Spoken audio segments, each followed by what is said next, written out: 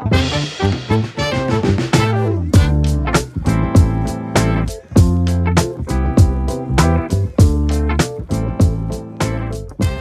everyone, welcome along to another episode of Football Manager Therapy. I'm of course your host Tony Jameson, and joining me this week is not Rich Owens. Unfortunately, Rich is currently moving house, as you saw in the last episode with Big Damo, where he was streaming from his mother-in-law's. We've previously seen Rich Owens this week stream Path to the Playoffs at a friend's house, which quite frankly looked like a travel lodge. So Rich isn't here. But I've got a guest instead, so I'm not alone. I'm joined by the wonderful WorkTheSpace. WorkTheSpace, how are you, buddy? I'm good, thank you. This is my audition, right, for a permanent slot to replace Rich, just to check. 100%. It's like a job interview. You've been listening. You know how it goes. Poor Rich. I feel bad for the man. Like every time there's a guest on, it's like going, "We're going to take your job." And he's like, "Yeah, you will. Yeah, you absolutely will." And try telling him that Big Damo's not taking his job. Like it's. It's a hard sell to explain. Yeah, he just laid down straight away. He's like, "No, I'll take the defeat." So, but yeah, no, Jack, pleasure to have you on. Absolutely. Obviously, we've been trying to get this sorted for a little while, and Rich, of course, would have loved to have been here, but of course he can't be. So I think he's tactically dodged this, but you know, like it's very convenient. Yeah, it's like you know when you call a fight at school, and then all of a sudden you're not there at the gates. It's a bit like that, isn't it? Like he's got get Jack on. So I suppose we've got a few things to chat about, really, because obviously it's been a busy couple of months for yourself. Like we'll get to that in a second, but we'll talk Football Manager first of all. I presume is kind of why we're here, really. We mentioned a little bit just before we got started. Big Damo, of course, rocking the Part to Prem shirt. You saw that on Twitter over the week? I did, yeah. It's I need to do more merch, is what it made me think when I first saw it. But yeah, like I look back on that first Part to Prem because it was during lockdown, everyone stuck inside, and I was telling you just before we went live, it was really weird when Damo messaged me. Like, I'm not a big wrestling fan, but suddenly just getting this random message from this person who has loads of followers going, really enjoying the save game. It's like, this doesn't happen normally. So, no, it was really cool to see him back on. And nice to know that the quality of the product is still surviving years later. Absolutely, but he's not a fan of sleeves. Cut them straight off, didn't he? So no, vests. I'll do that. Noted for next time. Absolutely. And we should mention that as well, because obviously, like, that's been, I guess, your sort of calling card, maybe, or the thing you're most famous for. I'd say the Part to Prem series. One of the things, again, I'll hold my hands up, and I think a lot of people do, is one of the series that got myself into content creation as well, watching Part to Prem. And you've got, right, I'm gonna go out early doors on this one, Jack. Okay. You've got the thing, right, that when you watch comedy at a really high level, right, looks easy. It's just a person talking. Yeah. Yeah, it's not easy. You've got that thing with YouTube, because I looked at your videos and I watched Part to Prem and I loved it, and I went, "That's great. That's a person just playing Football Manager. I can do that." I can't do that at all. You make it look too easy. It's really weird, actually. When I first started doing videos, I used to just hit start record and talk for half an hour and hit stop. And obviously, the world has changed now. I have to actually edit stuff. But like, I feel like almost doing it in one take for years, like, drilled me to the point now where when I do edit them, like, they are that polished. Like you said, I think I do make it look easy, but at the same time, it's like after almost 2,000 videos, it probably should be something that I'm okay at now. Otherwise, I'm probably in the wrong business. Absolutely. And what, I guess, the obvious question as well is, what got you into it then? What was the driving factor from taking just playing the game to going, right, content is what I want to do? I mean, it's really weird, right? So I remember first year of university, it would have been FM12. I had loads of free time. I was one of those people who went on one of those creative courses where they have you in for 9 hours of lectures a week. It's like, I've got all this free time. I'm bored. So I started just doing video editing because it loosely tied into my degree. And I did a Football Manager video. One of many videos I did. And I did that thing that every creator does when they first make content. And I tweeted it out to loads of bigger people. None of them acknowledged it. None of them replied. That video was unlisted and left for a year in the darkness. I feel like that video still exists on like a burner channel somewhere that I could probably dig up. But anyway, a year later, it comes around to that same time of year. It's kind of just after Christmas, I think. And I think, are people doing Football Manager videos still? And I have a look, and there's like maybe a handful of people doing content. In fact, I think the biggest channel at the time was someone called FM Handheld.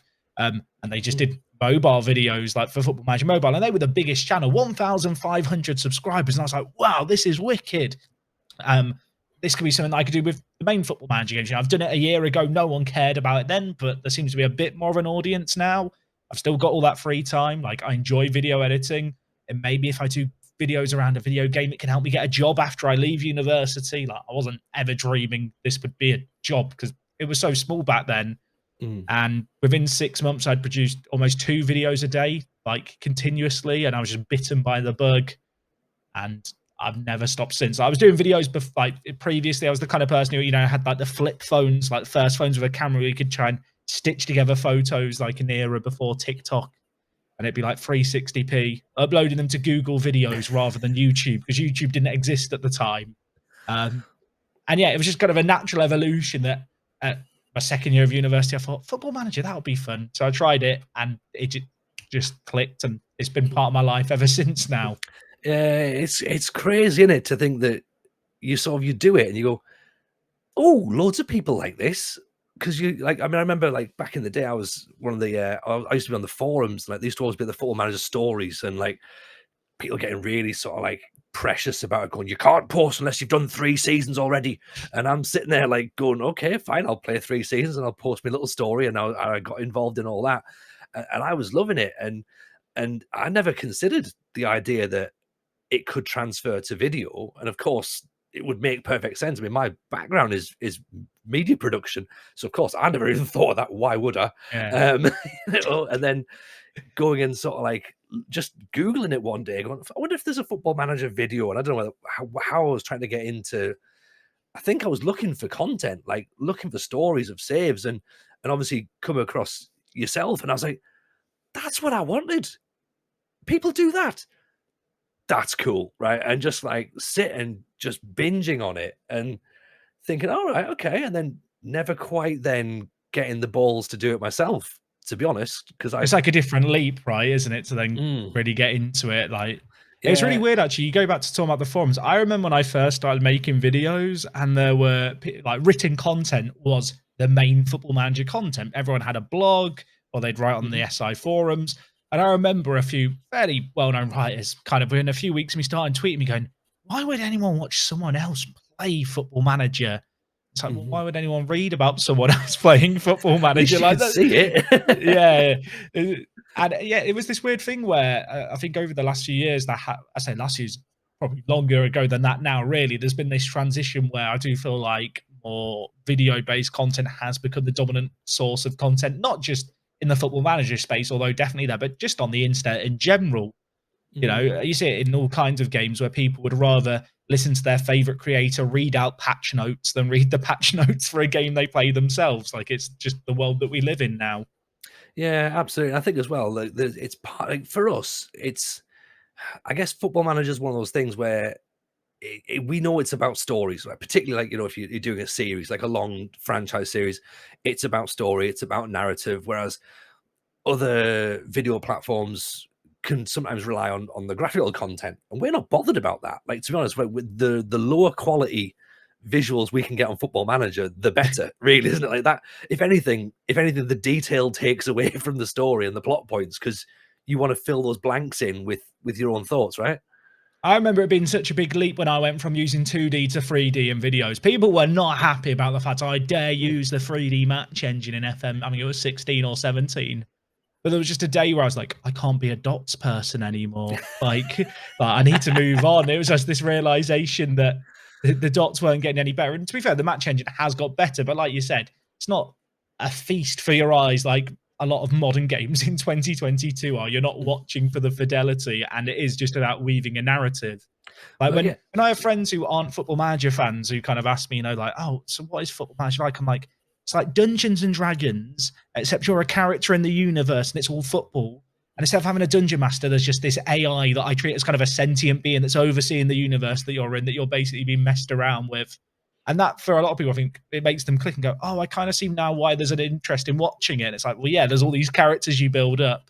And it's this weird thing where you're telling a story, but it's a story that you actually have no control over whatsoever. And there are these authentic moments where you you break into kind of a spontaneous reaction to it, or you're living through the story as well as trying to tell the story itself, which is just what makes Football Manager so great.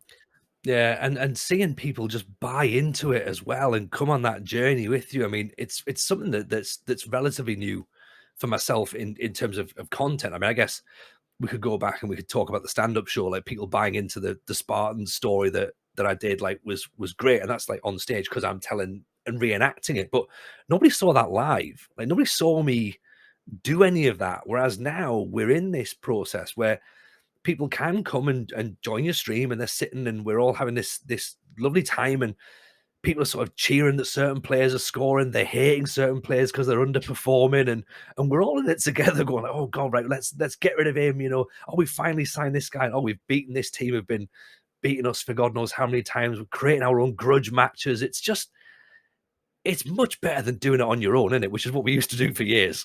It is. It's really weird. I get asked a lot, like, how do you not get burnt out on Football Manager? Or like, how do you keep playing a save game? And the honest answer is, before I did content, the amount of saves I'd pick up, play for 5 seasons, and then just like, I'm going to play Football Manager for a few weeks now.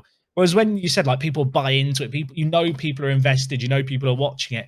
It enriches your enjoyment of it so much more, especially when it's like maybe a YouTube series or a Twitch save that you've been doing for like 6 months to get to where it is. And then it's all documented as well. I feel like that's something that's really nice about videos is the fact that people can come and find those stories later and kind of go through them. And you have this weird thing where, at least for me, I feel like there's some people who know my save games better than I do. Like people will mention a reference, I go, totally forgot that was a thing. But yeah, you're right. And I think everyone has their own favorite save game of like a creator, and like the way in which you can build a connection to just someone else's save game is just a really cool thing about the game.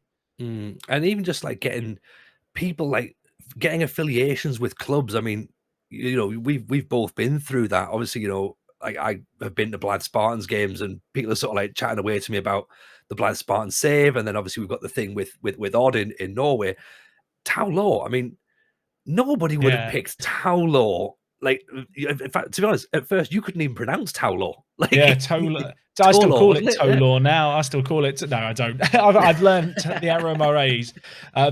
Yeah, I mean the whole Tau Law thing was just mad, right? Like I started doing Park to Prem. It was like the first Park to Prem I'd done, which is weird because it was the first save game called Park to Prem, but the reality is that the premise is something I'd done loads before, but I didn't have a punchy title for it. And I kind of realised just doing FC United and Manchester episode 1 and then like, Hereford Let's Play episode 1. You need a punchy title, it turns out, on YouTube, like your hook, like your USP. And for me, it was like Park to Prem. That sounds good. It sounds punchy. It kind of works with the WorkTheSpace, the 3 single syllable words. It's easy to remember.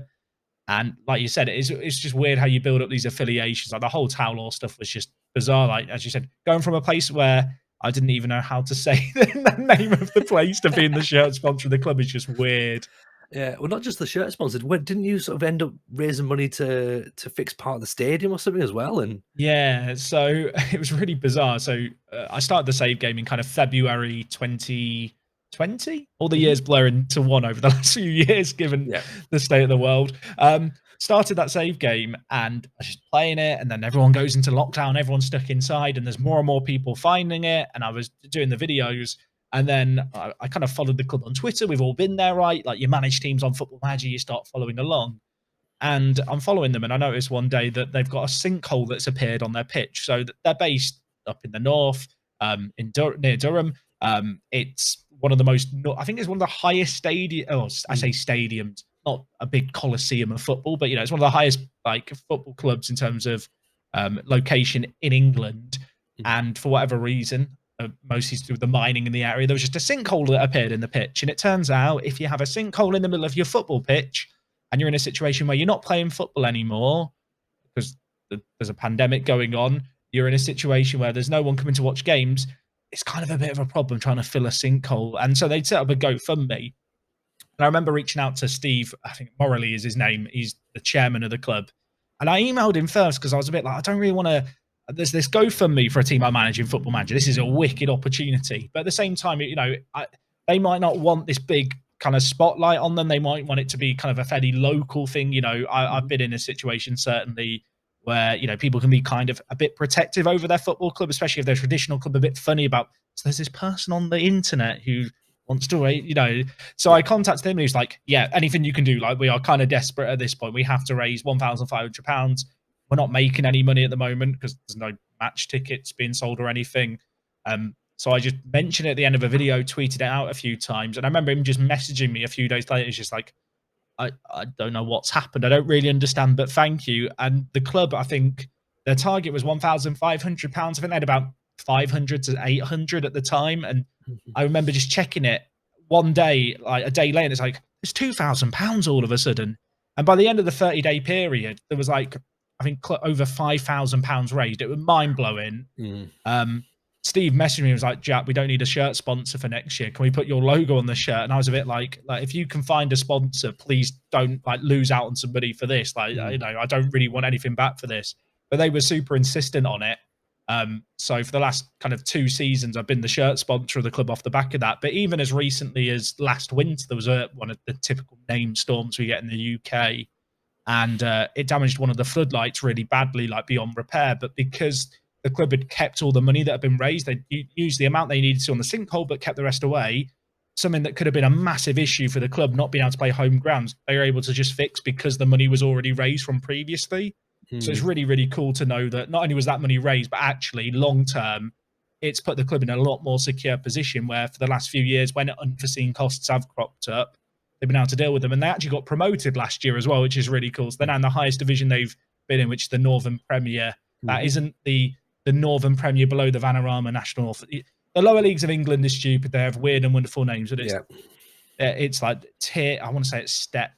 I'm going to get it wrong now. Step 3, I want to say. Tier 8. Could be completely wrong on that. It gets really confusing the further down the English football pyramid you get. So someone will correct me in the comments, I'm sure. And especially as it gets regionalized as well at that level as well, doesn't it? But I mean, the thing is, I mean, that's incredible. Like, you know, we know. Like, I know obviously Loki Doki as well had a similar thing with Basingstoke. I think he raised a phenomenal amount of money as well for Basingstoke. And it's like, it's incredible to see people who, you know, enjoy watching your content enough that they're willing to support you, you know, and support you. That's one thing, right? Make a career. It's another thing that those people then are still supporting you, understand what you've done, and then go, well, actually, if it wasn't for the club, we wouldn't have Jack, which means that we need to support Jack and the club because then that helps everyone. And it's amazing. And especially at the time of you know, the world that it was, people were furloughed and stuff. So people were missing out and didn't have as much money, disposable income as they would have done. So to do that is just, it's phenomenal, absolutely phenomenal for a club that I'm guessing 99% of your viewers would never have heard of prior to at least 99%. I remember Steve really eagerly messaging me like when the shirts went on sale. He's like, "We've sold shirts in Canada and Australia. Like, there's people have heard of our team like all over the world." I don't think it's one of those weird things where for him it's such an alien landscape as a, you know, an older guy who's kind of not from a digital age, and yeah, like you said, it was really nice for me, actually. It's one of the first times I've ever I don't want to say it's the first time I've ever really felt like I had a community built. I'd always had a community built, but it was the first time it was really kind of, I realized how big and how strong that community was and how much people really did, as you said, like buy in to what I do as a creator and kind of connect with not just me, but the clubs, the players that I manage. And I think Football Manager. And I think that's the thing. I think what I'm noticing more and more and more is, again, if we go back to that analogy I had at the start about an amazing comedian will make it look easy, and I always used to get as a review, it's like going to the pub with your mate for an hour. And I used to think it was a terrible review. I was like, I can't put that on a poster. But then when I started to think about it, I was like, that means that people just want to hang out. That's cool. Like you're at that point like where people just want to be in your company and enjoy what you're saying and how you're presenting and your stream and your save and your story, and they're just buying it and they're just swept along, and that's the great bit, isn't it? Yeah, I mean, it's unreal. Like, it's something that when I started doing this, like almost 10 years ago now, it's gonna be 10 years in January that I've been recording Football Manager and putting it on the internet. It's not something that I ever thought would get to the stage it's at now. Like, the community's changed so much. When I started, there were 10 people in a Skype call. We used Skype back then in the stone age of Football Manager YouTube content creation. Kind of everyone knew everyone. And we're now at a point now where there's this big community. It's so like it is so vast now, but the audience is still just there, and it's been really, really nice to be able to just see it grow. I don't want to say grow around me because I don't feel like I'm at the center of it all, but certainly, it's beyond anything that I could have imagined it would have been when I started. And like you said, like you look at it now and the power of that community and how there's so many little facets to the community. Each creator has their own little audience and people, have their own projects going on. It's just it makes me so excited and so happy to be part of it. I mean, there must have been, like, obviously you're saying that you've been doing it for 10 years now, like yourself. Ben's a lifer, Loki Doki's a lifer, like they've been there a while. Daljet, of course, you're doing what you're doing. You're making a career, well, not full time even at this point, pre-pandemic. You're still sort of like working, you're making content, you're successful at it. It's a relatively small thing that's happening around you in terms of growth. Pandemic kicks in, okay? Make or break time for someone like yourself and Ben and Loki, then everyone's got access to doing what you do.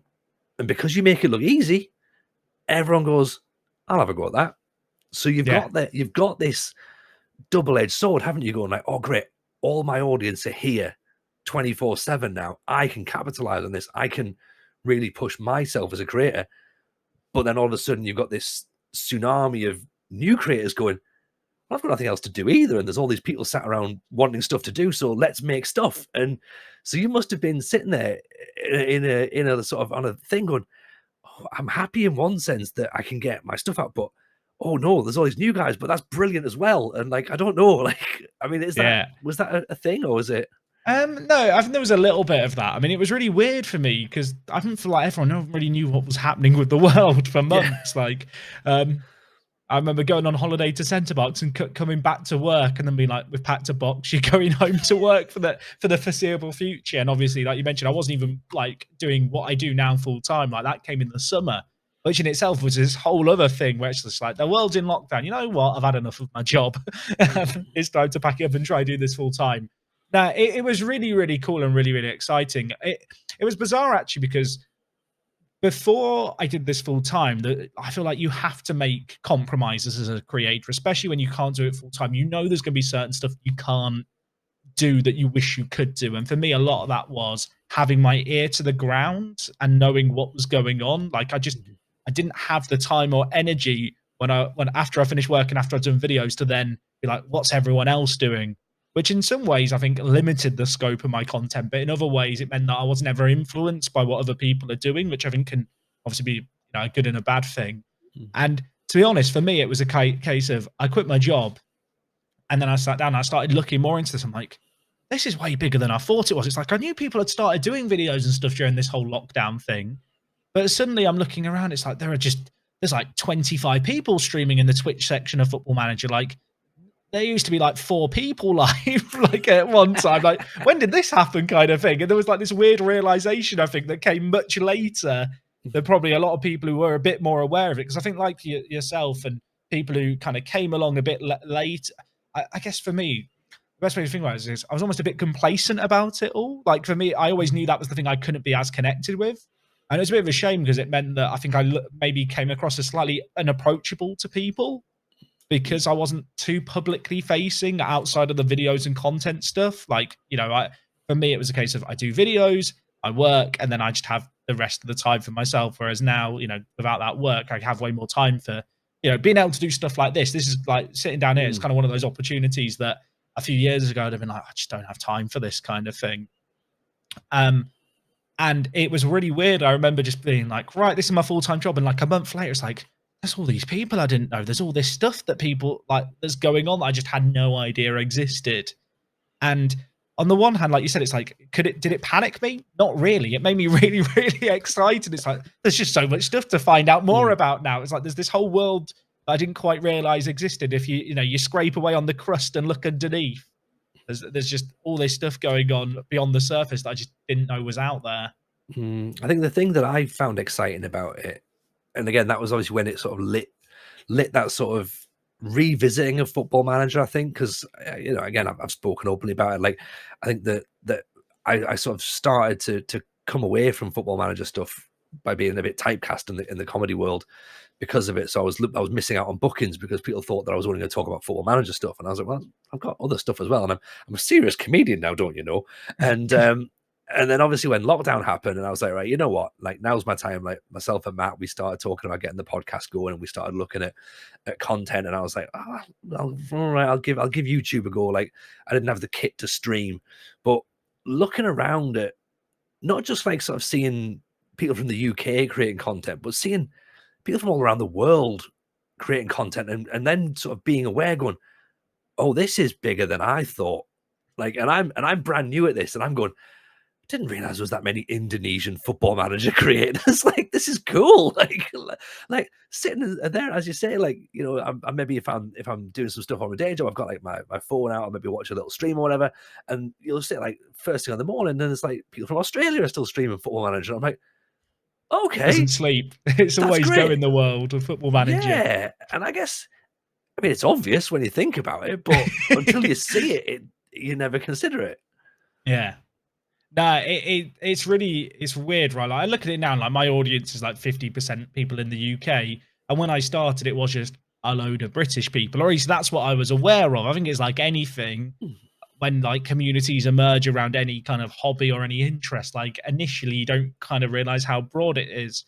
And like even now, I must admit, there's like, I know there's some really big French creators. I know Football Manager has a really hardcore following in South Korea. And there'll be times where my YouTube recommended is just full of like a random South Korean group of guys who are streaming Football Manager. I'm like, this stream's got 90,000 views. Like, these people are streaming on YouTube. People absolutely love it. I have no idea about this universe. I have no idea what they're saying, and I'll just flick through it. Like, you know, you go to the comments of a YouTube video and people have written the timestamps. And just watching these people playing as a group, huddled around one computer, and just bursting with excitement about Football Manager. It's like, it's a universal language. And although I have no idea what they're talking about, like, it's just this infectious enthusiasm that I think people naturally have for the game that we all know and play. It's so cool. Yeah, that's the thing. We, as I said before, we fill the blanks in, don't we? We just go like, well, of course, like, you know, football is, you know, the world sport. Why would we not all play the same thing? Like, it just, I guess, you know, makes sense, I suppose, really. So when you, because again, like, you're sort of a bit like myself, really, in the fact that you're more narrative based. Again, we spoke a bit about Ben like this. You're not, and again, with all the love in the world, you're not one of those who'll sit and bang the drum that I'm going to win all the time. You're like me. You're happy to lose, right? I am now. There was definitely a point, I feel like, where I kind of had an issue where I was the kind of person who always wanted to play Football Manager optimally. And I kind of built up a reputation for myself of being good at Football Manager. And once I feel like I'm okay at Football Manager, the issue when you do that is that, I don't want to say the game becomes too easy, but it can become kind of straightforward. And more in recent years, I've embraced the idea of, I don't have to play optimally. I'm not necessarily intentionally doing the wrong decisions, but I'm intentionally not doing stuff that I know I probably should be doing. And that adds to my enjoyment so much more. Like, if you just win everything, it's just like, it's a bit boring. When people love it when stuff goes wrong, either intentionally or unintentionally, which we won't mention. Resigning. That I can tell you that wasn't an intentional one, and I wish I could fake going as red in the face as I did there. If I could fake embarrassment that well, I'm in the wrong career. I should be acting. But what a moment, though! Like those moments. And that, I guess, you don't. I'm going red thinking about it now. But you don't get that from YouTube, though, do you? And that's what I've noticed, that streaming is very much, again, like comedy. It's there, it's instantaneous. You can't recreate those moments, and that's what people are there for, right? That's where the connections are made. That's memeable right there. Like, you became a thing for people who didn't know. Like, it was instantly going, oh, it's the guy that resigned. Like. I've said the amount of comments I see where it's just like, don't, you know, someone say like, don't do a WorkTheSpace, and someone go, what do you mean what's WorkTheSpace? And then someone's like, oh, we resigned by accident. And it's now just, you know, I see there'll be a politician who's resigned and people are tagging me, go, didn't know you resigned again. No, it's gonna live on forever. Like, the word resign is now synonymous with me. I feel like unfortunately, I'm not going to be able to shrug it off. In fact, I think if you go on YouTube and search WorkTheSpace, like, one of the top recommended things is just resigns. Yeah. So Yeah. And the thing is, if I don't embrace it, I will just weep. So I just have to roll with it. But I guess that's the thing, isn't it? And this is what I found out when I joined over onto streaming. Like, first of all, when I was doing the show, I remember this vividly, right? Like, I talked about being 50 years into the future. Okay, so 50 years in the future. And again, nowadays we'll look at that. That's a rebuild save. We'll talk about that and what does Football Manager look like going forward. And I did this. Here's where Blind Spartans are. I remember one night someone looked at the league table and went, "You've lost a game." And I was like, "Yeah, but that's not the point. Like, it doesn't matter that I'm not unbeaten." And like, I figured that he was going, well, he's got this show and he must be bragging about how good he is at the game. I'm like, that's not the thing. Like, and then coming to streaming and people realizing very quickly that I am not here to tell you how to play a Football Manager. If anything, it's the exact opposite. Who can tell me how to play a Football Manager? I love that aspect of it as well, that interactivity. Like you talk about, like with streaming, how you get these moments. I feel like the way in which you're able to connect with an audience streaming is just like it's next level. I mean, it's weird, right? So I started doing videos in 2013 in January for Football Manager. That was when WorkTheSpace was born, and I started streaming just around the launch of FM14. And I remember at the time when I was streaming, then I had the worst internet in the world. Do you think about like bad streams in 2022? We think about the webcam that looks like it's like you're streaming from a sauna because it's like very foggy or whatever. I was streaming at like 480p, like 20 FPS, so I could stream smoothly, and the stream would go down all the time. And it's weird. And the stream was on a 30-second delay. So although you were streaming, something would happen, and I'm sat there going, the chat hasn't caught up yet. And it was just normal for there to be like a 20-second delay. And that's one of the things I feel like people take for granted with how much streaming's changed. Like, not only has the bar of quality been raised immensely, like it's so daunting. I'm fortunate, I guess, in the sense that because I started so long ago, I've just been able to keep up as like trends have moved on and as standards and expectations from audiences have changed. Because if you start now, like you're expected to be at a certain level straight away that's you're never going to achieve. Like that's the sad reality of it. It makes it harder, I think, to get your foot in the door. But with streaming, just the instant connection you have with audiences, and when something happens, when a goal goes in, to know that you've got this almost visual representation of a crowd in the stadium, almost people who are cheering for you, going against you. Like for me, that is what really adds to the enjoyment. But when stuff goes wrong, as much as I'm like, that is awful, I also know like I have to perform off this because at the end of the day, streaming is a performance. And it like you said, it's something that I enjoy. And I think just going back to what I mentioned earlier about Football Managers, a story you're telling where you don't know where the story's going. It's almost like you're given a prompt and expected to just wing it and react off it. And yeah, it's weird actually, the differences between streaming and YouTube, because they are two very different worlds, but I enjoy them both so much for very different reasons. Yeah, I was gonna say you definitely get two different enjoyments out of it as well. And I know there's always that, there must be that thing in anybody's mind, whether we all want to admit it or not. But there's moments when you're streaming where you must sit there and go, we've all had that moment going, if we just quit, no one would really know, would we? But like, and it's like, no, people are streaming. Like we can't. Like, they're literally watching you do this right now. Like you can't just go, I've fucked up here. I need to like, that transfer's not going to go through, is it? Like you've just got to sit and ride it out. Yeah. And like you mentioned there about moments and bad quality streams. Again, I held my hand up for the people who are watching on YouTube. When I first started out, my stream was dreadful. We had terrible internet speed. We had a streaming off a laptop, not a laptop, like an old PC, or a secondhand PC, because I couldn't do it off a laptop. I was making YouTube stuff on there, so this little webcam, which was fine. The lighting in the bedroom was terrible. I've just literally looked at a video that I made on YouTube when I first started, and for some reason I've got jaundice. Like I don't understand how, but that's the output.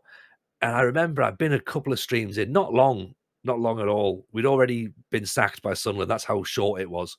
And we got to Peterborough, and it was my first ever big raid. And it was yourself. Like, and I don't know if you remember it or not, but it was we'd taken over at Peterborough and we had 5 games to save. Oh, I do remember this. And it was And that was the moment that hooked me on streaming, was this huge raid that turned up and having to explain, going, right. And we had like maybe about sort of 30, 40 people or whatever at the time. Then this wave comes in and go, right, here's the situation. We've got 3 or I think it was 5 games or something to save ourselves. And all of your chat were just like, follow, follow, follow, follow. This is what we're here for. Like, Yeah. explaining what's going down. And we had such a great end of the stream. People that I've never met before who've got no idea who I am are interacting, going, like, I remember seeing like things in the chat going, there's been a goal at the other game that really matters to us. And I'm like, they're checking the scoreboards. This is brilliant. Like, we're all in it Yes. together. And we survived on the final day of the season with like a last minute goal or something. And I was like, right, I am hooked. I am streaming from now on. This is my thing. That moment right there was just, oh, it was so good, man. Seriously. That's my favorite thing actually about streaming, is when you get to share moments. But there is nothing that I enjoy more as a creator, and it happened actually recently with some F1 Manager stuff, that when you raid someone at the right time. Like, there's times where you raid someone and they're like, I don't know, they've gone to the toilet, they're not there, there's just an AFK. She's like, oh, this isn't gonna work. There's other times where you raid and you can tell that this person goes from being in this moment, it's like, oh my god, I need to focus on the game, to, oh my god, there's a lot of people here suddenly. And you know, it's one of those things where there are some people who will sink and there are some people who will swim in that moment. And you, as a, you know, as someone with your background in comedy who knows how to engage an audience, you were able just to latch onto people, tell them what was going on, and they get it right away. And that is not something that everyone can do right away, but it's like that first impression that you left me with off the back of that raid, because I think that was one of the first times I'd caught you streaming, because as you said, it was kind of fairly early on. I think it was quite late at night as well. I think you're having to keep the noise down. I seem to remember. And like, there's that moment where you watch people and you can just see, like you said, about how you have that switch go off the back of your head. I think there's something where, as a streamer and even as an audience, I think you can watch one and just see when that switch goes for people, and they are like, that you're fully in it, and it's like, we're not going to bed tonight till we finish the season. It's kind of that mentality, and people just rally behind it. Yeah, and it becomes a siege. And again, I've seen yourself, like, you'll start maybe at like 4 o'clock in the afternoon, and I'm jumping on at 9. You've already been going 5 hours, and like, I'll have a quick little peek in. And you're going, no, we are not finishing. We are not finishing. And I see you clock off at like 12:30. I'm like, he's put a right shift in there. That's like that season needed to be ended. You ride that wave, and you've got people just buying into it and forcing it through. Like, it's just, yeah, you can't recreate it. It's really fantastic. And I think the other thing that's great about it is Twitch, especially as a streaming platform, but indeed just streaming on in general, kind of has a culture around it, right? You know, where people are silly and get carried away with it. They will turn players into villains. They will, you know, the in-jokes are emerging. It's like, this is a virtual game. Why are we taking this all so like, it's taking it seriously by not taking it seriously, if that makes sense. It's like, this is my save game I'm playing, and yet people are fleshing out these characters in their mind, and I'm having to then ride off it. I've had it with kind of F1 Manager recently, where the same 2 drivers keep crashing all the time, and one of them is my former driver. And it's like the way in which streaming allows people to connect in, and it's not easy to do that, right? Like, anyone can stream, but I do feel like, I think people can learn to do. I think it can be a developed skill, but I think it's something that you really have to kind of just learn through trial and error, is that ability to get people to buy in. But when it clicks, there is like no feeling like it. It's a presenting skill, isn't it? It's, you know, it's like anything. Like, you know, it's like comedy, it's like podcasting, it's like you're presenting, you're hosting.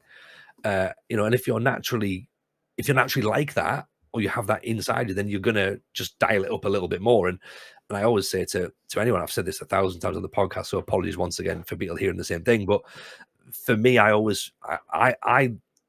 love streaming because I get to be Tony. I don't get to be Tony Jameson, video producer. Like, it's not a thing. Like, I'd rather. Yeah. You can't. The mask can't be up here for 4 hours. Like, it's gonna slip. Like, you're gonna get Tony who gets pissed off when results don't go his way, and there's a bunch of people just sitting there going, "You fucked that up, haven't you?" And like, going, "No, I was meant to do that." Totally. Like, you know.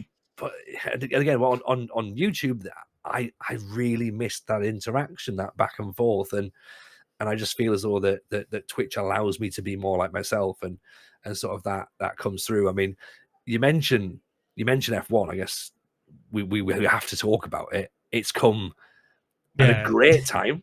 It's great time. It's the end of the FM cycle, and F1 Manager, loads of buzz about the game, loads of people wanting to get involved in it, loads of people want to see it. You're the go-to guy now. It's mad. Yeah, it's weird. There's all these people who don't have a clue what Football Manager is watching the streams. No, it's really weird. Like, I mean, we talked about it a little bit earlier. With F1 Manager, it's a new game. No one really knew what to expect of it. I was like, it might be fun. Like, I remember the weeks leading up to it, people are like, Jack, are you going to be streaming it? And I'm like, maybe. I don't really know what the plan is. I don't know how popular the game's going to be. You know, if the game's really bad and I just hate it, like, I'm probably not going to play it. But like you said, I've, in a weird way, I've become the go-to guy. I remember just streaming it the day that the actual game came out. I was like, you know what? I get it a day. I can stream it a day before the game came out. I streamed it that night. And I was like, I'm really enjoying this. So the next day I thought, I'll stream from the hour before the game goes live on Steam. So people who are waiting for the game to come out, I think at 4 p.m., you know, they can come into the stream at 3, wait for it to hit 4, and they can play the game themselves, and I'm just going to stream. And I remember streaming till 7. I went and made some food, and I was like, I just want to play more. If I wasn't streaming, I'd just be playing more anyway. And suddenly I'm back live at 9 p.m., having already streamed for 4.5 hours. And I'm streaming until like 3 in the morning. And it's really weird. Like, I've never experienced anything like it. It's really like the game came out 3 weeks ago now today. And my stream last Saturday is the biggest stream I've ever had on 10 years on Twitch. Like, it's mind blowing. And it's like, this game has a fraction of the player base Football Manager has, at least from what I can see on Steam. But the people who play in it are so engaged in it. And even people who don't really like F1, but maybe have enjoyed my streams in the past, they're coming into it and they're buying into it because it does have that overlap with Football Manager in so many ways. The kind of when you react to have a narrative. Like, I've been watching Formula One for 20 years. Like, this is the game of my dreams in many ways. Like, people always have that thing like, oh, I wish there was a baseball manager game made by Football Manager. That was a terrible example because there is a baseball manager game. But, you know, people have their sport or their NFL manager. This is what it needs to be. And for me, that thing would always be, oh, I really wish there was an F1 manager. Like, I think that could be so good. So this game came out and I was excited about it, but the streams have been mad. It puts me in a really weird position where I went from not making any plans around the game coming out because I thought, well, you know, normally I take a month off before the new Football Manager comes out. That's kind of my thing, where I just unplug. I know that from a financial point of view, I'm going to take a hit for that month of like September, October, until the game comes out. But it just allows me to chill out because Football Manager is not a game I don't feel like you can play daily for year after year after year after year. And when you don't touch it for a month before the new one comes out, you're then so excited. We've all been in that situation where you may be on holiday or you can't play Football Manager for some reason. You're like, I really want to play a new save game. Like, you maybe have an idea or there's a save game you want to get back to. And I find that by not streaming or doing videos on Football Manager for like a few weeks before, that kind of jump starts that kind of mentality for me. But yeah, F1 Manager's come out. And I don't know what the plan is, Tony, because it's blown up. Like, I've gone from being in a situation where I think, besides streamer showdowns where I've made it to finals, like I think there was maybe one stream this year, a Football Manager, where I had over 1,000 views average, and that was the launch night. To suddenly for the last 3 weeks, like, I'm getting more than that just watching me play F1 Manager. And from a creator point of view, and maybe this is turning into the F1 therapy podcast at this point. There's audience I've already got it on Google, right? It's a thing. I've already got the website. It's fine. It's mine. So I have audience members come in and they're like, what about the other save game? And it's a really awkward conversation to have. And it's a challenging conversation to have because it's like, I have this save game I've been doing in Iceland. I knew the timeline on it was going to be very, very ambitious anyway. But I wouldn't be doing my job correctly if I wasn't super reactive to what's working and what's going well. And I feel bad for the people who I can't please, who may be really invested in certain kind of content. But at the end of the day, at the moment, at least, I am enjoying playing F1 Manager more on stream. It's a new game. It's a game that I'm really enjoying. I've been playing Football Manager for the last 10 months. And suddenly I've gone from being in a position where Football Manager was the only game I could ever stream and hold an audience with realistically. Like, I'd stream Minecraft, and maybe saying I don't have an audience is unfair, but, you know, it'd be like 20% of the size. Like, that's the reality. It's such a massive drop-off. So it's like there's this new game that's come out that is new and exciting, that has this bigger audience, and I'm enjoying it more. I don't mind talking about this as a career point of view. I'm a full-time career. I make more money playing it, significantly more money playing it. The desire to play Football Manager on stream at the moment isn't there to the same extent it was before. And it puts me in a challenging situation now where people are like, what about FM24? And it's like, there will be FM24 streams. But we're in such enchanted territory with F1 Manager where I don't know how popular the game's going to be in, I don't know, 2 months. Like, the game's been going for 3 weeks now, and whilst the player numbers are going down, my stream numbers are holding. And it is like a weird spot to be in. But I've had a lot of people whose opinions I value very highly, people who have no interest in F1, viewers and also other streamers who come to me and go, you're really good at F1 Manager. Like, I flip through other people in that section, and like you can tell that you enjoy, but also that you just kind of get it. And it is so similar to Football Manager in many ways.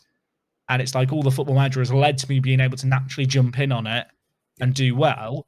But it does leave me this situation now where it's a great problem to have, but it's like, what's my content plan now? Not just for this year, but this is a yearly game now all of a sudden. Like, where do things kind of land? And at the moment, I don't really know.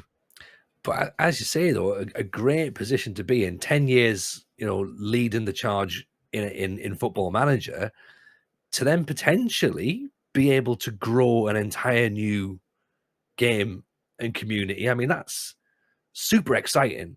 Super exciting. Like, because you're right. Like, again, for me, like as a small creator, considering jumping games, I'm going, oh God, what if I lose my 20 viewers or my 50 viewers? Like, I'm not. That's a big thing for me. If I drop down to 8 or 10 or whatever, like, I know there's people have the same things. Where 8 or 10, I'd love 8 or 10 viewers. Like, but it's all about perspective, right? Percentages, yeah.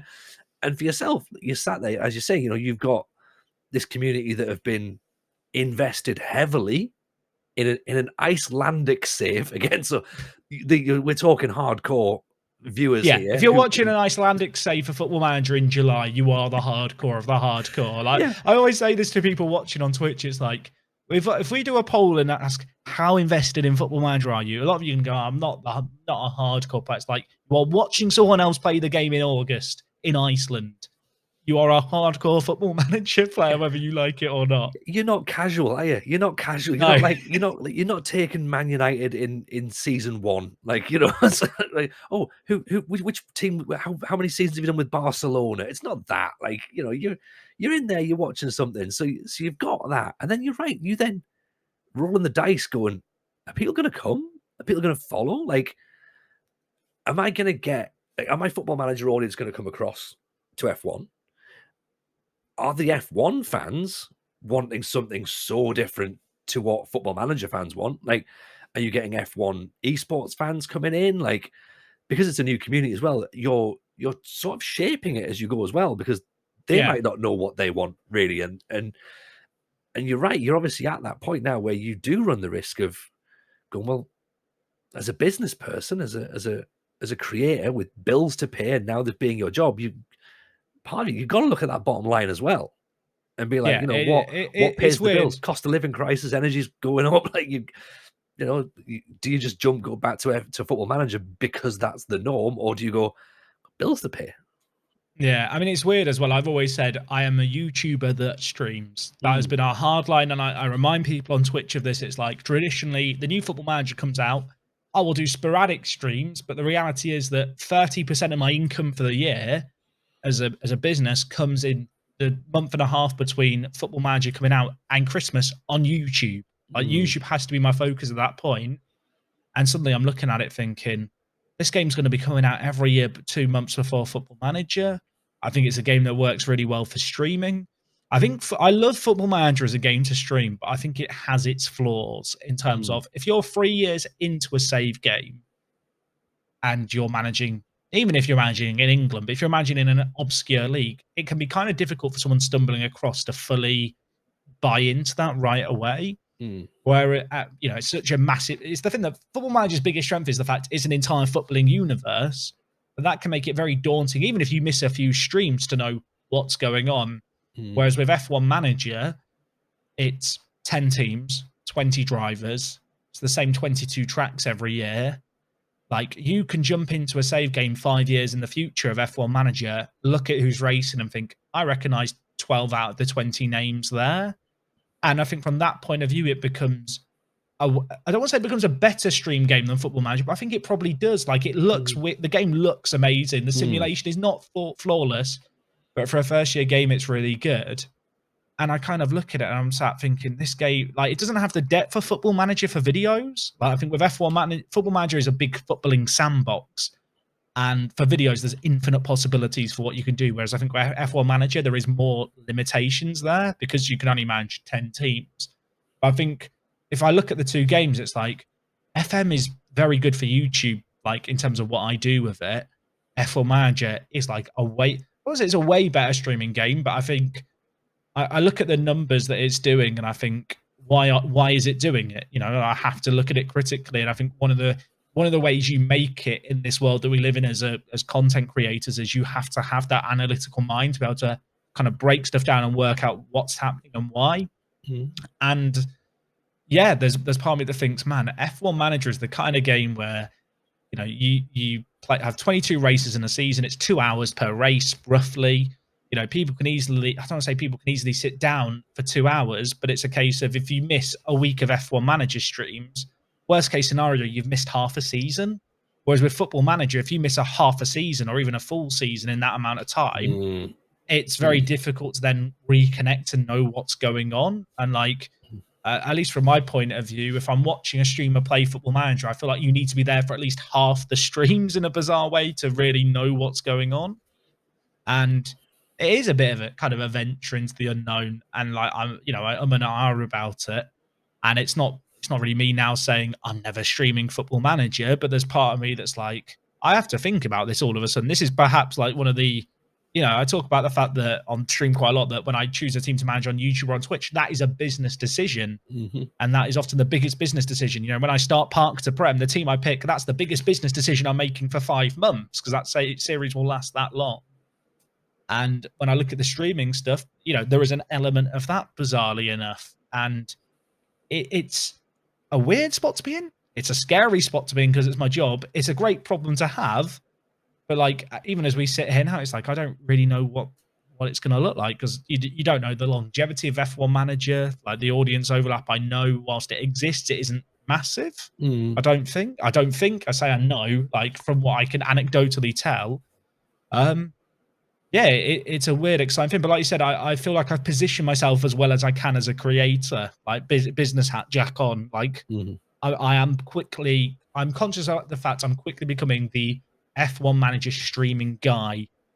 And that, from a kind of a selfish content creator point of view, that is an amazing problem to have, which is, it's a weird one. I feel like I've just splurged all my thoughts there for you. But you know what?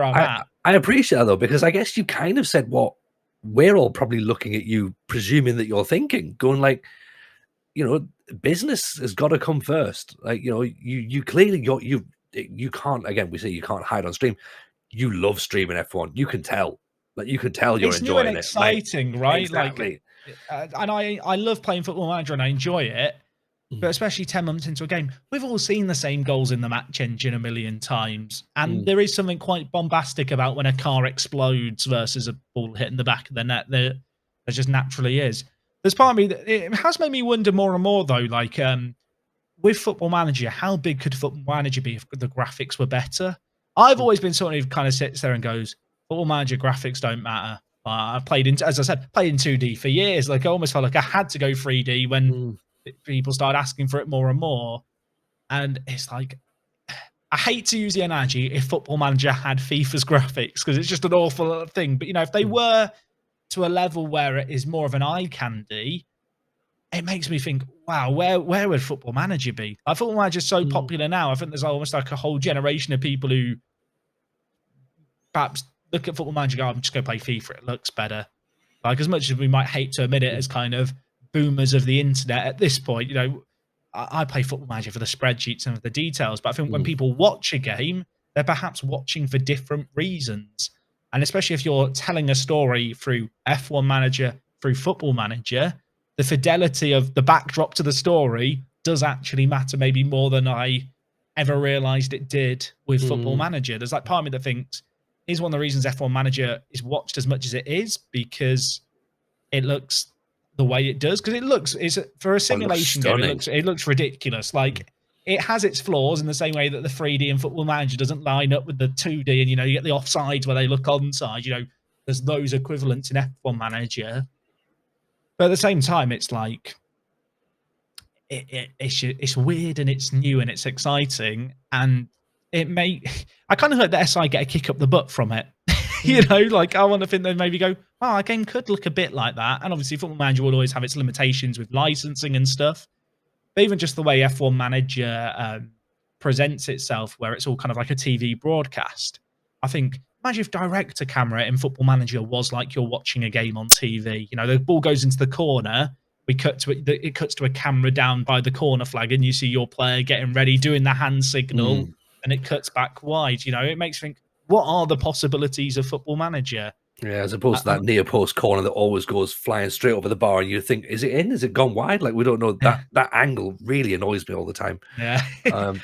But I guess the thing is, like, with F1, like, you're right, visually it looks stunning, and I think it has to replicate the speed of F1, where I suppose Football Manager maybe doesn't necessarily have to replicate speed of football, but it certainly has to replicate atmosphere, which I think is the key to football and to generate that. So, little things like I always put match sounds on, and I used to always get people always going, "Why do you stream a match sounds?" I was like, well, why wouldn't you? It's a football match. Like, I've never paid for sounds on, but we won't have this debate here. I'm getting the boxing gloves on ready. But other thing, I didn't even think that was a thing. I was like, I wouldn't play with it when I'm on my own, like in the house. I wouldn't put the sounds on. But I was like, I'm streaming. I'm making a TV show here. I'm going to put sounds on, and people are like, that's weird. I'm like, oh, okay, fair enough. Then that's fine. Like, so I don't know if extra graphics are the way forward or not. Like, I don't know if people would be. And again, maybe the hardware element would be more required as well, like better processors, better graphics. See, I don't want put people. I'm not a technical person. I don't know, but would it put people off playing it? I don't know. Just think with the game on Game Pass now, it's on PlayStation and Xbox. Like, the expectations of console gamers are that the games look better. Yeah, and I think that depending on the success of the console versions of the game, that could dictate the direction of this stuff going forward. I think as well with PC gaming, like in the same way we have 2D and 3D, have a 3D legacy mode, for people with the potato laptops. I love Football Manager. Like, I'm passionate about this topic because I want Football Manager to be better, right?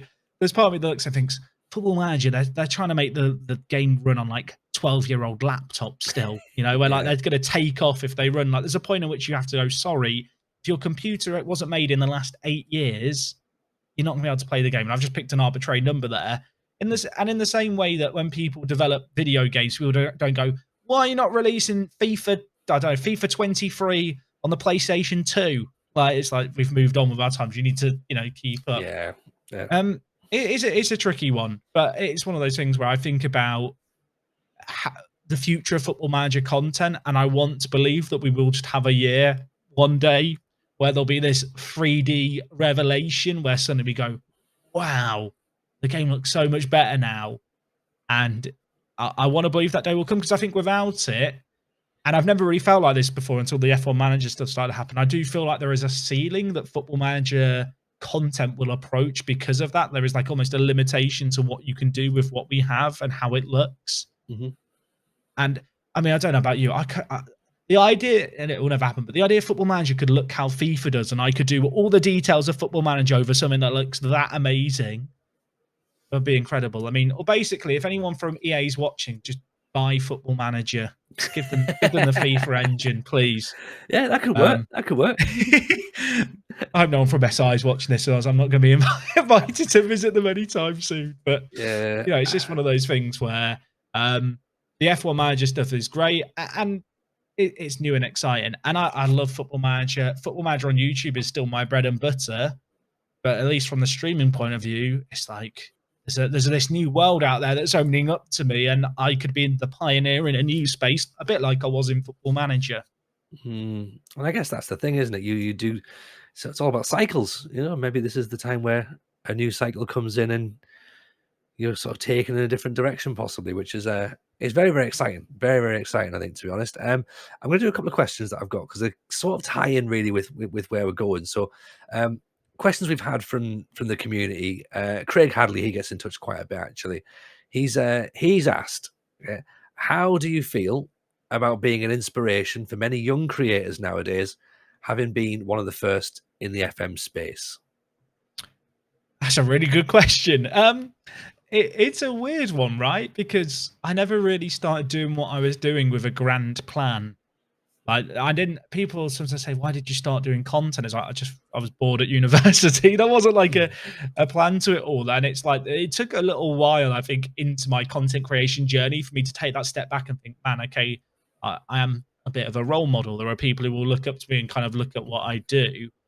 And when I first realized that, I was like, "Oh my god, this is like a really big thing." Like, I almost panicked a little bit. You know, it's this realization of there isn't like a point where it's a steady process becoming a creator, smaller scale, to kind of get into a point where you go, oh, okay, I am one of the, I don't want to say the big dogs, but you realize that you are kind of leading in an area. And I think there was this moment of realization I had one day where I was just like, oh my god, this is really nerve-wracking all of a sudden.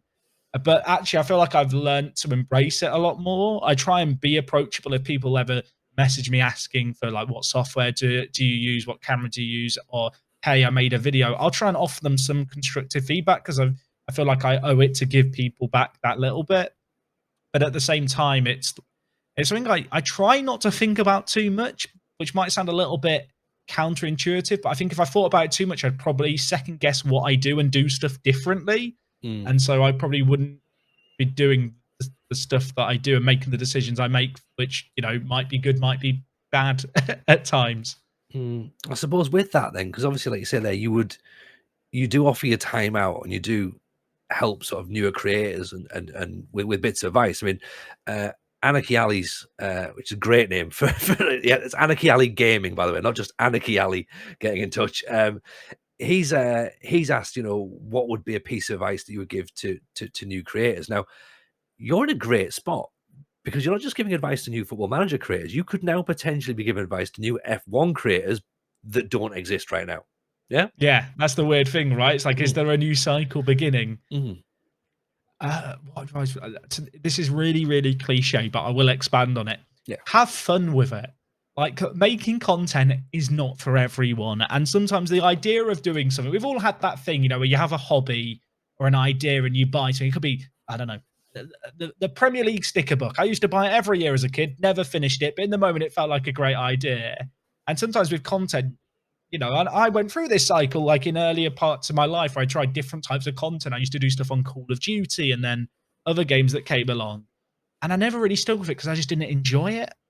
And some of that enjoyment is derived out of having an audience. But I think fundamentally, if you have to try it to find out if you're going to enjoy it, find out if you enjoy the editing process, do you get some sick pleasure from cutting and splicing clips together? Like, is that something that, doesn't feel like a chore? Because if it feels like a chore, like, content creation probably isn't for you. And it's okay for that to be the case. And that's where maybe you go and do streaming instead, because you don't have to worry about those aspects. There are pros and cons to different types of content creation. So as much as it's the cliche, had fun with it, just give it a go. I don't sit there and think, well, I might not enjoy it, so I just won't do it. Make some videos, look at them, think, how can I make these better? See if after 10 videos of doing them, you're still enjoying it. And then kind of just take it from there. Try and watch back your first videos. I think one of the mistakes a lot of people make is they make a video and go, that video is amazing. They don't watch it. They just put it on the internet and then they don't ever look at it through a critical lens. And especially if you want to go far with content creation, and for some people it is just about having fun, right? But for the other people, I know they start with an aspiration of, I want to have this as a career, which is never a great starting point, but I get it. And ultimately, by doing content creation, you can learn skills that can apply to careers outside of content creation. Like, video editing is a skill, presenting is a skill. But I think for me, it's that ability to make videos and enjoy it, and then within 100 videos have been able to steadily improve and see that improvement. That would be my advice for people is, when you make a video, don't be satisfied with it's done. As much as people hate listening to their own voice, being able to watch a video back and go, I heard a lot, I said this phrase a lot. One thing I did when I first started making content was I'd watch back my videos and go, I said, as you can see here, 6 times in 10 minutes in this video. And I would literally sit there with a pad and paper, right? As you can see here, then an underline. And then I would write 10 different alternatives. So what I could have said to fill that space instead. And then that will either sit as a post-it note on my monitor or just on like a notepad on my desk. And when I can tell that I'm about to say that the next video around, there's this list of alternative phrases. It's like, I'm going to use that one instead now. And it's like little things like that. And for me, gamifying self-improvement that I enjoy about content creation. I think that's what makes a successful content creator, is having that awareness and that work ethic to want to do better and do more whilst also having fun with it. And I think if you're not having fun with it, you're not going to get better by being critical in a bizarre way, because it can be frustrating at times. I think that's the important bit in it. It's being able to look back at yourself and go, right, that needs to be improved. Like, that's not good enough. And you're right. Yeah, I say this too much. Or hearing people say grinding, like I'm having to grind out this season just to get this next video out. And going, you don't have to. You don't have to. Like, at the minute, it should be fun. Like, we used to hear that in comedy. Going, oh, I'm grinding. I've done 2 gigs this week. You're going, yeah, but if you don't want to do it, don't do it. Like, if it's hard now and it's a grind, don't do it. Like I say, make it fun. Make it fun. Like, have a go with it. If it doesn't work for you, it doesn't work for you. But at least give it. And I think just on that, if your fun comes from it being successful and people watching, you are going to struggle as a content creator. This is a weird thing to say, a bit of a tangent here, but I find this myself sometimes, where if I do a certain video that I'm really happy with, but it doesn't do that well, I will feel really down and demotivated about the fact people didn't enjoy it as well. And so there's this thing where it's like, you can't be motivated by people watching a lot of the time, because you will just get in these negative cycles. Like, I see it with a lot of starting creators, where it's like, no one's watching my stuff. Why are they not watching my stuff? You know, why is this thing that I put all this effort into not doing as well? And an important thing of being a creator is being able to shrug that stuff off, sometimes accept that, so that you know is better. Maybe didn't just do as well on YouTube because the algorithm didn't bless it as much, or people just didn't connect with it, and it was a mistake to try that content because it just wasn't as successful. But I think being able to detach yourself from taking that personally and putting any self-worth in that stuff is so important, especially when it's not your career. Like, at the end of the day, none of that stuff matters. Like, it's slightly different when it's like, that video didn't do so well. That's not good because I spent 30 hours making it instead of 6 hours making it. But I feel like, and it's hard not to get invested in what you do when you invest lots of time into making something. And that's not to say you shouldn't take pride in what you do, but I think so many people aspire to be a content creator for the wrong reasons, because they want that, be it attention, they want to feel that dopamine rush of someone leaving a comment. And it can be small numbers to begin with, but if that becomes your sole motivation, you will get burnt out long before you make anything more significant of it. I think that's a great point. I think because you always see, particularly as well towards the end of the cycle, excuse me, particularly towards the end of the cycle, seeing people going, oh, viewers are dropping, and they always talk like, oh, it happens at this time of the cycle. And you're right, it's those people who are chasing those numbers rather than just keeping going, just keep having your fun. And do it because you enjoy it, right? Yeah, like, because you can't physically see those people in the screen. It's just a number on a screen. If you turn that off, then you don't know who's there and who's not there, I guess. And that sort of like ties in again with, and you sort of already touched upon it a little bit throughout the record, was there's a question here from Viperous Cow, who said, how have you been able to maintain a seemingly high level of enjoyment of FM despite the hours you put into it? And how do you therefore avoid the burnout? Which I guess you kind of already touched upon a little bit at the start, but like, if you play this game for your relaxation and then you do it to create content, or then you do it to create a job, where's your detachment? Like, how do you get too involved? I do not play Football Manager when I'm not playing on stream or for videos. It's as simple as that. Like, I'm like, if you worked, I don't know, I'm trying to figure out, if you worked as a handyman, do you go home and do handyman stuff in your downtime?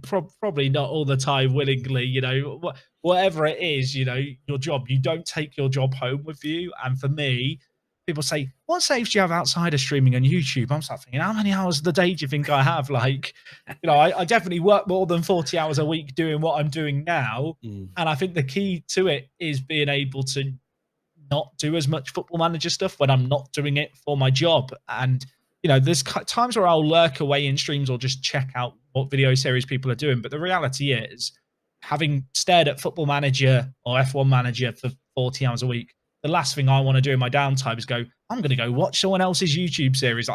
That's not how I enjoy my time. And that's not to disrespect anyone else making content. I think most people making content probably feel in a similar boat to a certain degree, that it's like, if my entire life revolved around eat, sleep, play Football Manager, watch Football Manager, edit Football Manager, I just wouldn't enjoy it. And I think for me, like I said earlier, my main enjoyment of Football Manager comes out of telling a story. Football Manager is kind of a medium by which I can be creative with videos, by telling a story, by being myself, by presenting. Like, I like to think that if Football Manager never existed, there'd be something else I would have been able to find in the online space to excel in. I feel like, it might sound a bit big-headed, I kind of back myself as a creator in that regard. I think you have to at a certain point. You know, there are skills that you apply in doing YouTube and stuff. But for me, I absolutely adore Football Manager, but it's not my be-all and end-all. You know, my relationship with Football Manager has evolved. When I first started doing videos, I did do more Football Manager in my free time because it wasn't my job. But as the years have gone on, and there's been periods when it wasn't my job, kind of, I think 2014, I took like a 9-month break. I think 2017 or 18, I took a 6-month break from doing content because I just wasn't enjoying it anymore. It wasn't my job. I didn't have to do it. And I remember when I stopped, I think it might have been 2018 or 2019, people looked at me and were like, you have like, 50,000 subscribers. Why are you just stopping doing content? It's like, because I don't have to do the content. That's the beautiful thing. Like, do not take that for granted. Any content creators watching that, the fact that if you're not enjoying it, you don't have to do it anymore. There is, and it's one of the reasons actually why I didn't go into full-time creation sooner, is there is an inherent pressure straight away when you start doing it as your job. You have to enjoy it forever. Like, you're locking yourself into it. This is now your job. And whilst there's a different level of enjoyment, and for me, it is my dream job. I absolutely love having the freedom that I have, being self-employed, to go, you know what, I want to record a video at 2 a.m. for in 2 days' time. You know, I feel like just playing some Football Manager and those spurts of creativity and the freedom that comes with it. There are loads and loads of pluses, but there are those inherent pressures with the fact that my job involves playing a video game where I have to enjoy it. And to make that happen, very often I have to not do it outside of my work because that's just the way it is. Yeah, there isn't really a secret. It's just a case of my relationship with Football Manager is very different to what someone who plays the game casually's relationship is, in terms of my whole mentality around it. As it should be as well. Because as you say, you're not doing everything all the time at home. And you say that you might have potentially looked at another game, and I think maybe you found one, possibly. So I guess some questions relating to that. We've had loads. We've had questions from Y Callum. We've had questions from Mozza. I've had questions from Tipper Misto, all asking about what you're going to do with F1 Manager. We've kind of covered somewhere about that, but some interesting questions relating to Michael Schumacher, Dan Coxon, Ricky Aldridge, just asking questions along the lines of, do you feel guilty for what happened to Mick? Oh, Mick Schumacher, not Michael. Mick Schumacher, sorry. No, I don't think. So a bit of context here. I'm managing Haas, which is Mick Schumacher, Michael Schumacher's son's team. And in real life, it doesn't look like he's going to get a job after this year in F1, at least at the moment. At the time of recording, you know, there's no offer on the table for him. And he's not very good in F1 Manager.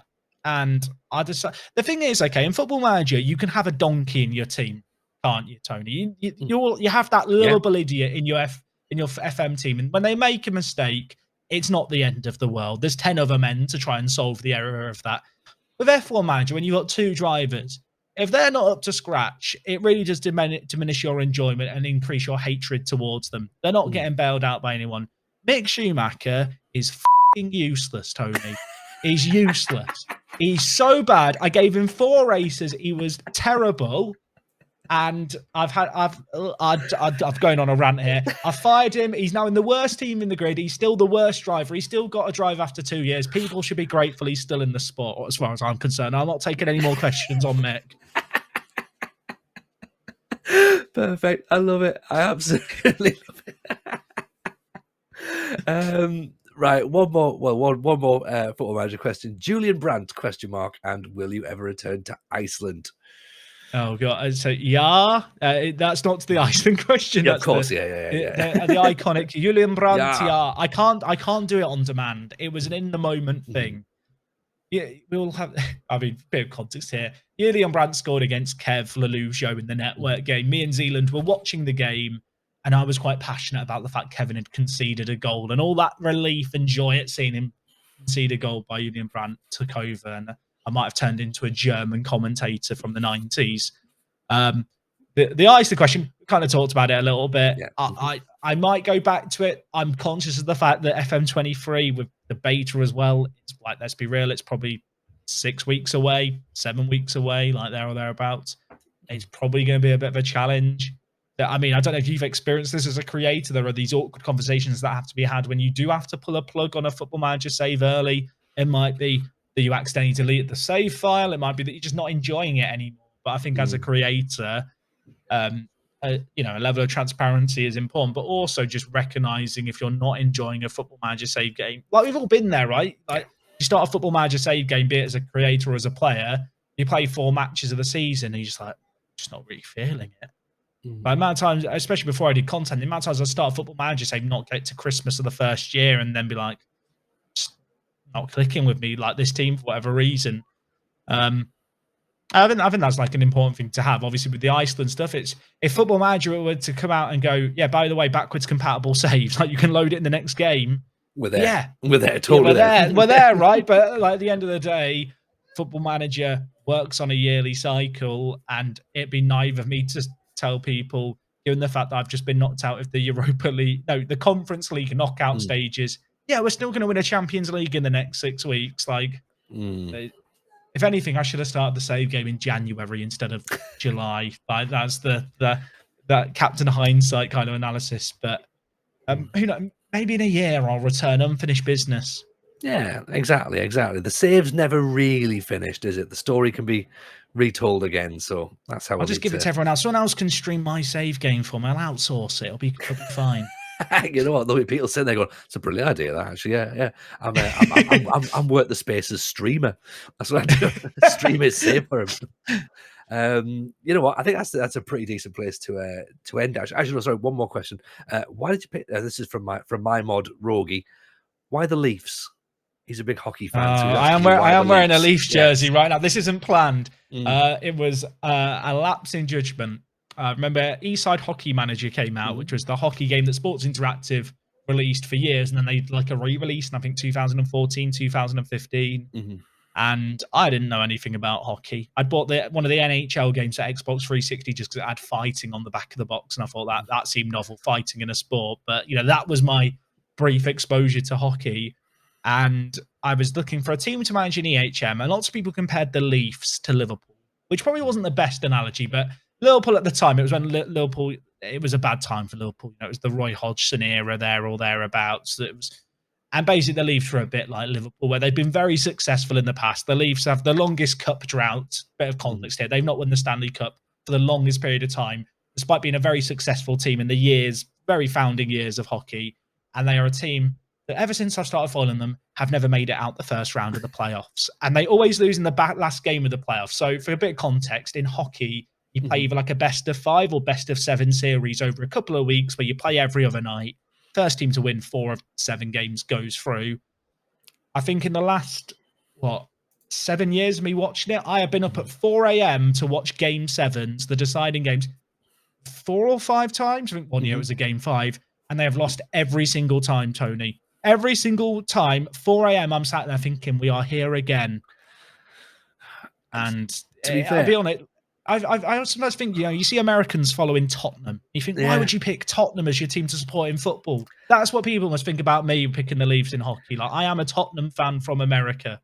I've got the same. Equivalent. I've got the same with NFL. I'm a 49er, but like I'm old school 49er. So like when I was watching, it was the early 80s, like mid 80s. So they were the team back then. Like they had Joe Montana, they had Jerry Rice. Like so, would potentially say I was a bit of a glory hunter when I was 7, but not now, right? No, Whereas now I'm watching the 49ers. I'm watching them in the 2 times they've turned at the Super Bowl, going, "Why am I bothering? Why am I bothering? This is rubbish."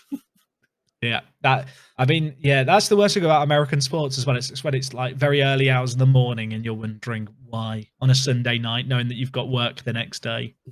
And the thing as well that I'm struggling with American sports is that I don't feel as though I can change that team. Like, I've got no affiliation to the sport or the team. Why am I stuck as a 49ers fan? There's nothing stopping me changing teams completely. And everyone's going, "Oh, you shouldn't do that. That's not how we do it around here." I wish I could hold that mindset, but this shirt to get it imported from Canada was about $300, like for a $180 shirt. So I'm stuck by money and nothing else. Yeah. I'm stuck now as a Leafs fan. I think that's probably a fair this point. could be a whole new therapy podcast, to be honest, about the life of a Leafs fan. Well, again, I'm happy to franchise out into more sports therapy podcasts. So let's just stick it in the comments below. What sport would you like a therapy-based podcast on? And we'll do it. So we've got F1 Manager, we've got hockey, we'll do NFL. Drop them in the chat and we'll have a great time. That's how I become a full-time creator, with multiple sports-based podcasts. Jack, an absolute pleasure chatting to you, man. Genuinely, Thank you for having me on. I've loved it. I've loved it so much. Where can people find you? Drop all your plugs, all your Twitter, Twitch, YouTube, everything. WorkTheSpace everywhere. I think it's everywhere on the internet. It's just WorkTheSpace. Or you can go to workthe.space. That is my website, and you can find all the links you need there.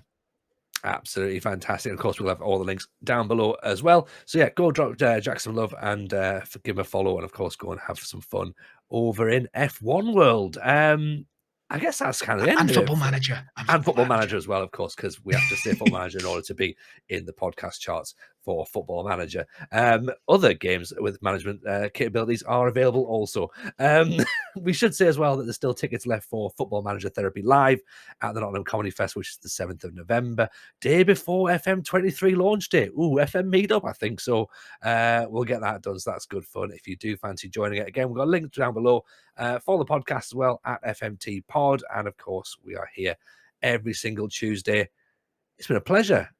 Take care of yourselves. Thank you for having me on. Stay safe, and we'll see you all very soon on another episode of Football Manager Therapy.